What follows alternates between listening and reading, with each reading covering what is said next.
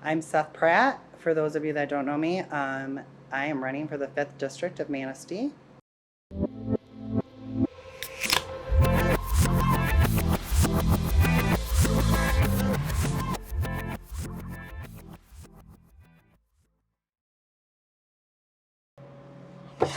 So why don't you tell me a little bit about yourself, brother? So my name's Seth Pratt. I'm running for City Council for the 5th District. I've lived in Manistee for 30 years. My parents moved here when the prison opened. My dad worked for the Department of Corrections, so that's what brought us to town. I have worked in education my whole career. I went away for college, came back. Manistee just kind of has a calling, so it's always felt like home. Currently, I work as a school administrator, as the principal of Onekama Consolidated Schools, but I've taught preschool, elementary school, middle school, high school. I've done special ed administration. Um, I've worked in different districts, Baldwin, Mason County, but I've always lived in Manistee and commuted. So Manistee has just felt like home. Yeah, Manistee's home. It is home. We love it here. So you're running for city council. Mm-hmm. There's all kinds of things you could do as far as getting on committees or maybe getting in the economic development side of things, but you've chosen to run for city council. Why is that? So I've always kind of tossed the idea around of city council when elections have come around, but having worked in other counties, that kind of put a time constraint on it, so I didn't know if I had the time to commit. But now that I'm working in Manistee County, I feel like I have that time to devote. I'm also feel like my background kind of lends itself to some of the city council initiatives, rules, policies, procedures, operations. I do a lot of that in the school realm of things, so I feel like that kind of carries over. My family's had apartment rentals before. My mother's had a business downtown. So there's many different aspects that I've had dealings with, or my family's had dealings with, that I think gives me kind of a unique perspective. So when I hear store owners that have concerns or want to try to change things for the better for their business and for the community, and you have citizens that have concerns, I just feel like I can try to meet those needs because they need an advocate on their side, and I feel like I can be that advocate. I do that for kids. I do that in the education realm, and I feel like somebody needs somebody who's going to stand up and say, hey, maybe the way we've always done it isn't working, so let's try something new. Are there examples of that? So I feel like in some sense, blight's been an area of concern for the city I agree for with that. numerous years. But I've also went to city council meetings often, even for several years now, or if I haven't been able to make it, I'll watch the recordings. And one of the things that kind of stands out to me is we have citizens, not the same citizen, but we have citizens that go with the same concern or the same issue. That leads me to believe that communication or something like that, maybe there's some system level issues, maybe policies or procedures that need to be revisited because it just doesn't seem to be working, or citizens have the same concerns. So maybe we need to go back to the drawing board and say, hey, this isn't working. What could we do to address this concern? Yeah, I like the chatter about blight because that blight seems like it's a reoccurring issue that doesn't seem to have like an end goal to it.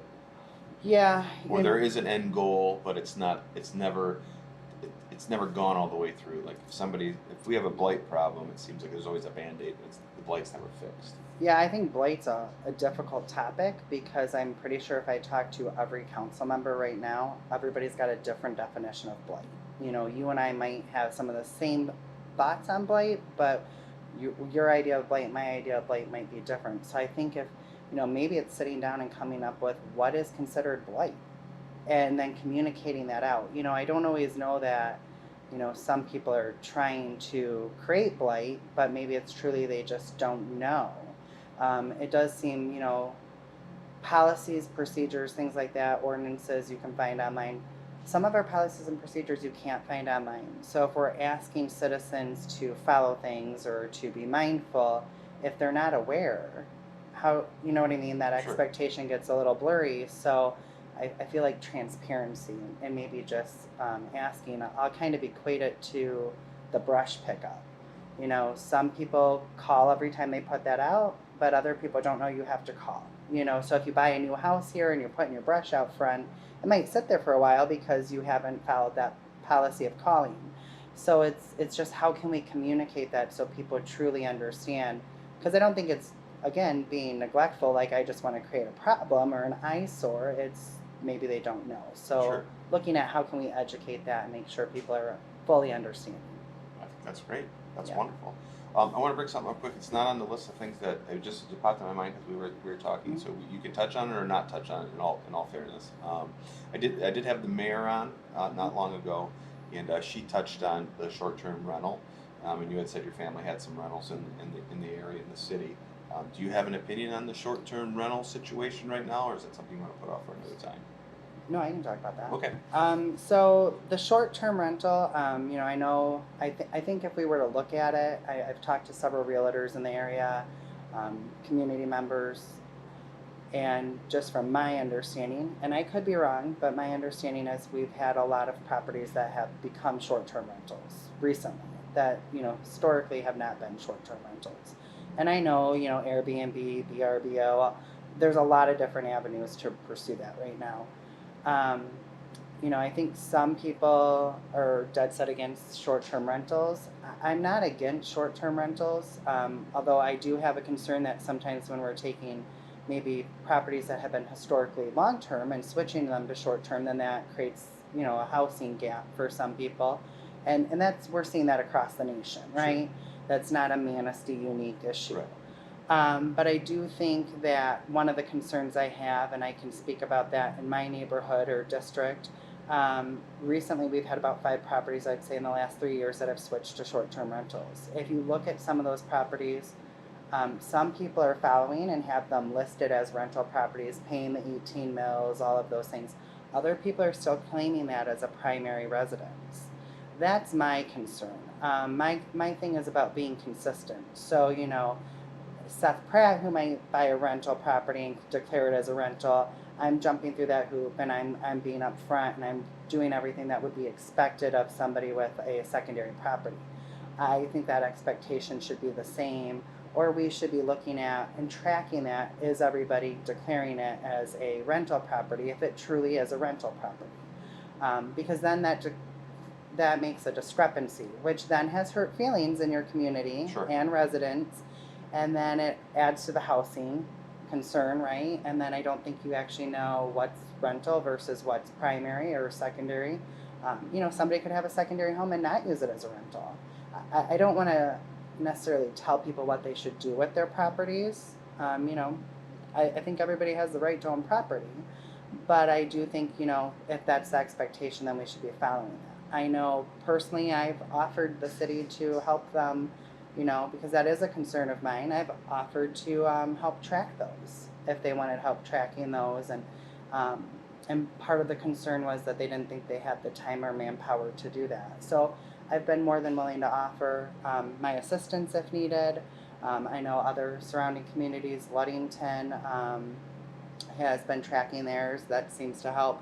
They've also, I think, Traverse City and Ludington both created a kind of like a raffle. You had to enter and they only allowed so many short-term rentals. I don't know if that's a solution, but I think somehow we need to maybe get definitive numbers on how many short-term rentals do we have and how are we regulating that and are we being consistent? Right. And is there a clear policy or procedure on creating a short-term rental property, or is there an avenue for somebody who's trying to do that follow? So my understanding, you know, and I could be totally wrong on this, but I have not been able to find a short-term rental policy or procedure through the city. Okay. I know that's something that's been discussed at a greater level, at a county level right now. So I don't know if cities are kind of waiting for counties to take the lead and then going to follow that. But I think we need to look at a policy or procedure. Again, I don't think it's necessarily people. I mean, in some cases, if you know you should be declaring it as a secondary home and you're not, then I guess that's blatantly just trying to cheat the system, so to speak. But if you don't know, you don't know. I do know, like when I've talked to council members or even realtors, I mean, every realtor has a different take on, does this meet a short term thing? Does it Right. not? Same with the council. I don't know that there's a definitive answer. So I think that's something that we need to look at, tightening that up and putting some language behind to see what is a short term. What do we consider a short term versus a long term? Or what are our expectations with that? Thankfully, in my neighborhood, the short term rentals haven't been a huge issue. I mean, there's been some concerns, but I would say they're minor. But if you got somebody who's having different parties every night or something, then if that Yeah. owner's not here, who's in charge of that? You know what I mean? Because then that goes to city resources and things like that. So I just think maybe having, I know one realtor had mentioned, I thought, well, that's not a bad idea. Maybe having it where if you have a short term rental, you have to have somebody in charge of that within a certain distance. Like a property manager. Kind of like a property manager, yeah. And it's such a difficult thing to even talk about, like as a business owner Mm-hmm. and a resident and a homeowner in a vacation town, a beach town where people will flock to because it's beautiful here. We have the beaches, we have some pretty decent infrastructure. We're building things to help cater to those types of customers to our community. But it is difficult when you try to think about like workforce, keeping people in the workforce, giving them a place to live, providing them with housing that's reasonable and affordable, and then still having enough here for our vacationers to stay and play. It's such a fine line. It's so difficult even for me to even put my head around what is okay, what isn't okay. We don't have policies. We should have policies. My hope is that sooner rather than later, city council can figure that out. I agree. I agree with you 100%. Having, seeing the business side of it. I mean, and that's where I come from, where I say I don't necessarily want to tell property owners what they can do with their property as long as they're following the ordinances and expectations. But my wondering is maybe you have some people that have short term rentals that aren't declaring them, right? So then if we found out, oh, I am going to have to pay the 18 mils, and that, then maybe they'll say, maybe I want to do a long term rental versus a short term, which then opens up a more consistent year round housing option for somebody who's looking for a rental. I mean, rental prices have skyrocketed Sure. in recent years, so I get there's a lack of affordable housing for certain individuals, and and jobs, and I think that's something we have to look at. I definitely think council should take the lead and figure out what are we going to allow, what aren't we, in expectations. Kind of connected with the rentals is the inspections. When my family had rental properties, it wasn't a requirement. That was something we just did for peace of mind, things like that. Now I believe it's a requirement, but you still have a lot of people that maybe probably don't have their rentals inspected because there's a cost associated with that, and maybe that's a cost saving measure in theirs. But I feel like there again, if that's the expectation in the policy, then somebody has to police that, and that might mean extra work. But things change, and maybe we need to look at what's more efficient, or how can we do things more efficiently. And maybe that's when a property sells, if the realtor knows it's going to be a secondary home, there's paperwork and you fill that out and all of that. I think some of it's an education process, educating somebody before they buy a property on those expectations, and then following through with that. There's got to be a way to track those. I agree. I 100% agree. One of the things, we'll segue from that. We'll jump right into the Jefferson School, I'll say, issue that's going on right now. It's a hot topic, and I don't necessarily think it's a split, we want the part, we don't care about the part kind of situation. I think there's a lot of confusion around it, and I live in Filer Township. However, I did vote on that millage because I think what we need for our kids is, better schools. I mean, all of those things are better for the student. They're better for the kid, and that's just going to make a better human being, anyways. The park thing, I don't even really know what's going on with it, other than I see the signs in the city.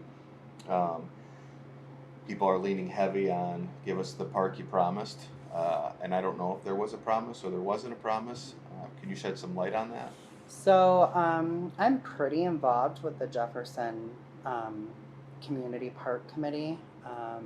I'll be honest. I was kind of blindsided as a resident when I think it was in May, there was a school forum that certain residents got invited to. There didn't seem to be a rhyme or reason for that. Like, you might have gotten an invite, but your neighbor didn't. So I had just gotten told about this from my parents who happened to get an invite, so I showed up to the meeting. I'll be honest, being an educator, somebody who fully supports public schools, things like that, when you talk about, voting on that and looking at opportunities for kids, opportunities for your community, educating the next workforce and the next leaders of tomorrow, things like that, that's not something that ever questioned, like, it didn't raise a question in my mind on how I should Right. vote. Because those are opportunities for kids, and personally, I'm never going to say no for opportunities for kids if we have the resources and the manpower to fulfill those. But one of the things, because I had gotten several mailings, every mailing or flyer that came out prior to the bond being passed, and that election talked about sports fields, athletic fields, community green space, parks, those type of things. And there were many different flyers. I kept those just because being kind of a school administrator, that kind of fascinated me a little bit just on how they marketed that. Because there's certain ways you have to market bonds. And, the expectation is that you fulfill what you promise in a bond. And if you don't, you go back to your voters. That's kind of school law 101. And, it was a difficult time because it was kind of during COVID when that vote occurred. So, prices had started to increase on lumber and building materials, and then we didn't know kind of what the workforce was looking like as far as getting contractors, things like that. So to be honest, I was kind of surprised that they still went through with pushing that bond proposal or for a vote, because so many other school districts in the state and even across the nation had pulled their bonds because they weren't sure that they were going to be able to fulfill those promises. And I think it was just the unknown. So when that passed, I think that was great. Opportunity for kids, all of that. And then I was kind of blindsided at this forum when housing was being discussed, because I personally had never heard housing being discussed at all. I know there was a committee that was, I believe, established by the school for that Jefferson property that were overseeing it, that was made up of some school officials, like school board members, administrators, things like that. And then they had some community members. I'm not sure how they put that together, because I don't know that that was an open, like you could try to get on that. I don't know if they were hand selected or how that worked. But I had talked to several people, and they were kind of even themselves blindsided by the housing. They had thought it was going to be a park and had designed all this stuff. So when I'm asking questions at this forum, it was kind of unclear and a lot of uncertainty on how many homes. Numbers were thrown out there like maybe 30 homes, maybe 50 homes, 1,200 square feet homes. But then we're using the term affordable housing. And, there again, that's kind of a gray area. Everybody's idea of an affordable house is different, right? Depending on your income and what your financial situation looks like. So my concern was, and is, that I don't know that it was marketed or described to the voters that way. And if we're looking at a change, because I get it, things are over budget, we're trying to be cost savings. I get that 100% from a school administrator. You have to be fiscally responsible. But then I feel like maybe that's something you go back to your voters and you say, hey, this isn't what we thought it was going to be. Can we live with this? And give some different options. I don't know that it's a clear-cut option on what it has to be, but I feel like a lot of people, from my understanding at that forum, I believe it was videotaped, I think it's on YouTube, it was clear that those people were blindsided by this discussion, and that creates hurt feelings, and rightfully so. So I feel like maybe that's something we need to start having conversations on. I know I personally have reached out to the school and said, hey, can we have some conversations? I haven't gotten any feedback on that. So I don't know if that's something they're just kind of waiting to see how things pan out, if they're not ready to have conversations. But I think that the community would love to have some conversations and feel at least heard and have some input in that. Um, I worry a little bit. Again, like I said, when you're looking at affordable, like right now, which I think it's went up, but in the spring, building costs was I think 320 or 310 a square foot. So when you're talking a 1,200 square foot home, let's just say 1,000 square feet, you're looking at a $310,000 house. I don't know that that's affordable. You know, at that forum, it was mentioned, you know, well, this could be for new teachers. Well, I've been in the new teacher role. I mean, and salaries have went up since when I started teaching, but I can tell you a new teacher, even veteran teachers, aren't necessarily going to be looking at a $310,000 home. So I don't know if that's really going to meet the housing need that's here. I don't know if we have enough data on what does that housing look like or what is our true need. Um, you know, having been very active with youth in the area and coaching and things like that, I see a need for maybe some practice fields and things like that. I don't know that it necessarily has to be a developed park. Sure. You know, my understanding is, you know, the old football field there by Kennedy is not going to be there Okay. I didn't know that. from the development. That's what I've heard recently. You know, and I think a lot of people didn't understand that. So maybe we need more practice fields. Maybe it's practice fields and a park. I don't know. I know, you know, having grown up in that neighborhood, because my parents owned a home in that neighborhood and still do, a lot of those lawns and yards aren't huge. So as a kid, we would play at Trinity or Jefferson.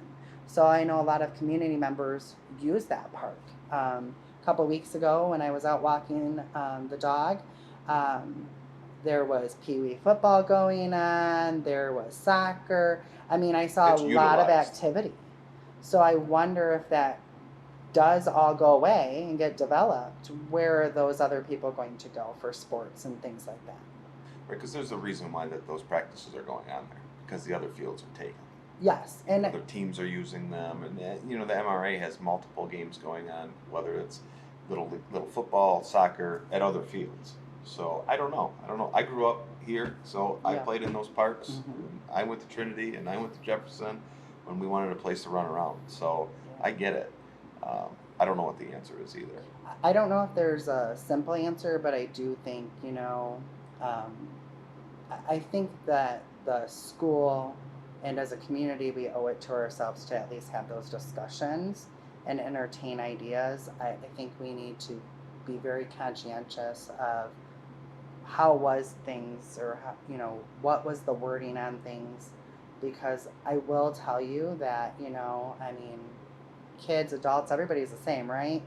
You can forgive somebody to some extent, but if somebody feels like you promised them something and then you didn't fulfill that, right? Like if I buy a brand new car out at Ford and I show up and I'm getting a used Ford Focus with 3 wheels, I'm going to be disappointed, right? So the next time I go to buy a car, I might be like, well, I'm not going to buy a car from that dealership, right?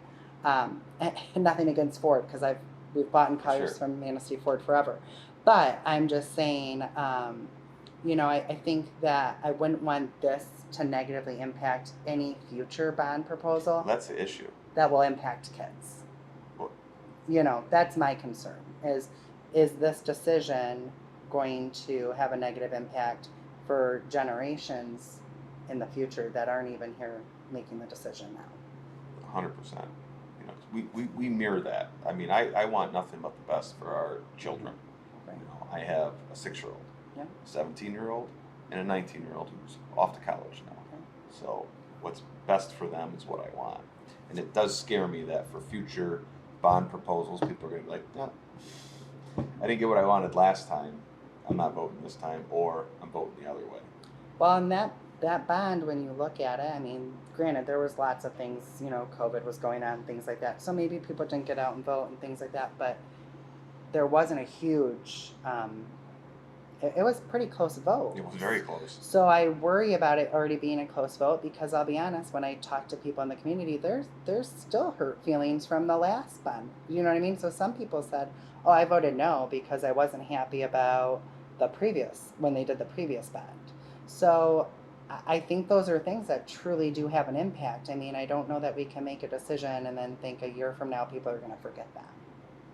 So, I really, that's my whole thing, I think, and why I became involved. I just wanted there to be some conversation on that, and I would like to see them fulfill what was truly promised. In my opinion, based on the literature I got, and it was, had the opportunity to explore, that was green space, athletic fields, park. There might have been literature that went out about a house development. I didn't get that. I'm not saying that didn't occur. I didn't receive that. So when I voted on my understanding. Sure. Yeah, I think a lot of people did. You know. I would hope that a lot of people voted on what they understood. So outside of short-term rentals, Jefferson project, is there anything else you want to touch on? Why you want to run for city council? Why you think you can make a difference on council? So my biggest reason for running for the city council is, I'm pretty active in the community. I hear different things within organizations that I volunteer, within peer group, things like that, having connections with local businesses, things like that. The one thing I'm hearing a lot is consistency. A lot of people don't feel like we're being consistent with policies, procedures, regulations. The expectation for you might be a little different than it is for me. Communication, doesn't seem to be a lot of transparency sometimes on hot issues or big issues, right? I mean, we're small communities, so when something goes to change, I mean, that's hard. I mean, change is hard overall as a person. We kind of fight change, right? But I'm just saying, so I feel like sometimes we don't have enough conversation before we vote on something or make that change. And, my biggest thing is running for all citizens. Yes, I'm running in the 5th district, but I will represent the whole community. So if somebody has a concern, I want them to reach out. I problem solve a lot in my day-to-day work. So I don't see that being any different. I mean, sometimes, yes, it's truly somebody calls with a concern and they don't understand that policy or procedure. So there's an educational opportunity. And then usually at the end of the day, they'll understand where you're coming from or why the rule is or what the expectation is. But, sometimes it's like, okay, this is an archaic thing. Maybe we need to relook at this, or this doesn't make sense now. So then we need to go back to the drawing board and say, how can we change this for the betterment of the community? Honestly, for myself, having owned my home for 10 years, I can tell you that I've never been approached by a city council member when anything's come up to a vote or anything. And I personally would like to change that. I would like to see, my opinion on that is that when you're representing the community at large, you have to put aside your personal belief or opinion and vote the way that your community expects you to. So whether I truly believe that, something should be that way, you need to vote the way the community or your district would like. So I think you have to get input from that. And I hear that all the time. Nobody asks my input. So, maybe that's not, I'm willing to reach out to my council members. Other people aren't. So maybe that's developing a system for the community to have input before there's a vote on something so you can see where things are at.